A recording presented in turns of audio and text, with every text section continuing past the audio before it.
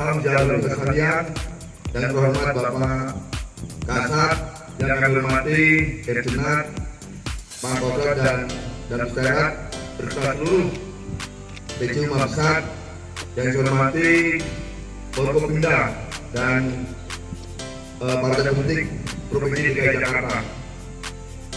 Mohon izin Bapak Kasat melaporkan yang pertama, situasi Kota Mabes Hasanuddin aman dan terkendali. Yang kedua, pagi hari ini kami menggelar 4 tempat untuk apel pengamanan pemilu. Yang pertama di wilayah Makassar, kemudian Provinsi Sumbar, kemudian di Bone, dan terakhir di Provinsi Kendari, Sulawesi Tenggara. Jumlah pasukan sejumlah 16.845 tergelar di 3 provinsi dan 1 kota madya Makassar. Untuk TPS sejumlah 38.730 dan DPT hasil dari pengumuman kemarin sejumlah 9.524.273 dan semua ini sudah kami susun untuk kesiapan pengamanan baik dari satuan teritorial, kemudian Balak Korem, Satuan Intelijen, Balak Kodam, dan juga Satu Bantul yang nantinya atas izin Bapak Kasat akan kita majukan ke Korem.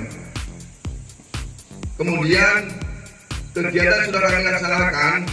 Selama ini kami sudah melaksanakan beberapa kali kesiapan pemilu dan juga deklarasi bersama,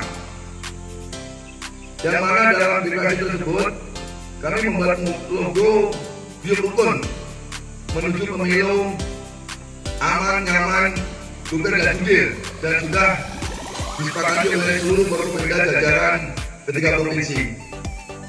Dan kegiatan lain kami juga sudah melatihkan seluruh anggota, bahkan kemarin kami mengecek salah satu satuan untuk dikerahkan dalam rangka pengamanan pemilu.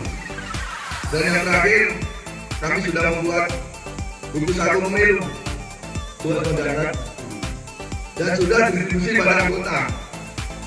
Ini sesuai dengan tadi penjelasan Bapak, sudah mengacu pada Undang-Undang TNI nomor 34 tahun 2004 dan juga Undang-Undang Pemilu tahun 2017.